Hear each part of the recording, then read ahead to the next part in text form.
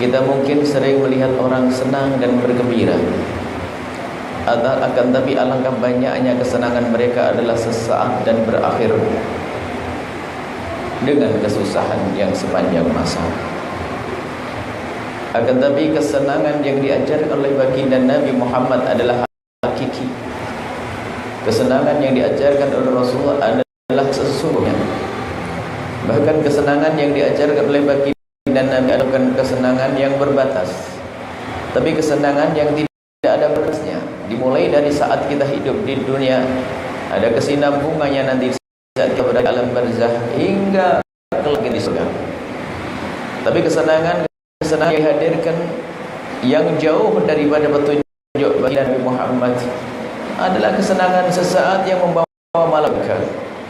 Kalau lihat ada gerombolan anak-anak yang dia berzina dan mabuk, dia mungkin saat itu senang, tapi dia tak tahu di balik itu adalah ada kesusahan yang amat dalam. Cuma dari Allah. Kadang di dunia pun sudah diuji dengan bermacam-macam kesusahan. Tapi kalau kita dengan Allah dan Rasulnya, maka ketahuilah kita akan menemukan kebahagiaan yang sesungguhnya.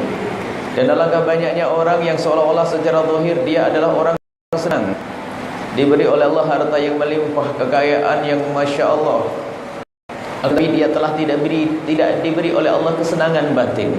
Sehingga secara zahir dia adalah kaya, dia punya uang banyak, tapi batinnya tidak tentram. Dan orang yang semakin banyak di dunia ini, karena waktu dia mencari kebahagiaan, mencari kesenangan, tidak tunjuk dari baginda Nabi Muhammad SAW. Tapi yang mencari kesenangan melalui baginda Nabi, maka kita akan orang kaya yang senang secara sesungguhnya.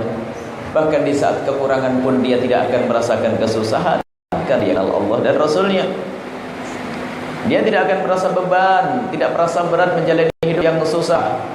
Sehingga Nabi pernah bersabda, ajaban li amril mu'mini anna amrahu lahu khair wa la yakunu dhalika li ahadin illa li mu'minin in asabathu sarra syakar wa in asabathu dharra sabar.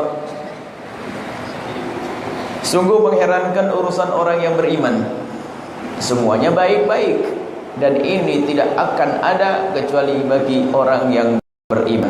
Punya iman unik kisahnya di saat dan ini tidak ada terjadi kecuali untuk orang yang beriman. Pertama, di saat Allah beri kepadanya kenikmatan, dia syakar, bersyukur, maka baiklah bagi dia. Diberi oleh Allah kekayaan, digunakan kekayaannya untuk berjuang di jalan Nabi Muhammad, sehingga setelah meninggal pun dia punya pahala-pahala yang terus mengalir dan tidak ada hentinya. Bahkan dia seolah-olah berhenti bagi dia, tapi ternyata justru malah mengalir karena dia telah menggunakan hartanya untuk kebaikan. Dia bersyukur dengan hartanya. Yang punya kesehatan, digunakan kesehatannya menjadi majelis ilmu untuk menuntut ilmu dan seterusnya.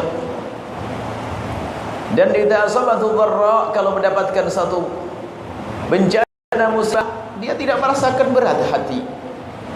Mungkin terlihat meneteskan air mata, tapi di balik tetesan air mata ada kegembiraan yang tersembunyi di dalamnya. Ia bersabar karena dia mengerti tidak ada musibah yang Allah berikan kepada seorang yang beriman kecuali karena Allah ingin mengampuni dosanya. Ini yang pertama. Atau Allah ingin mengangkat derajatnya.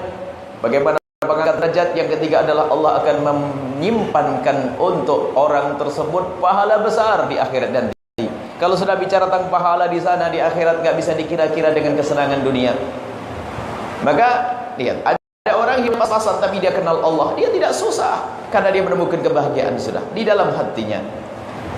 Maka dari itu, malam itu kita ingin pagi siang menjelang siang ini, kalau kita ingin hidup indah bersama Nabi, harus kita ikuti petunjuk dari baginda Nabi Muhammad sallallahu alaihi wasallam. Indah, bahagia, senang.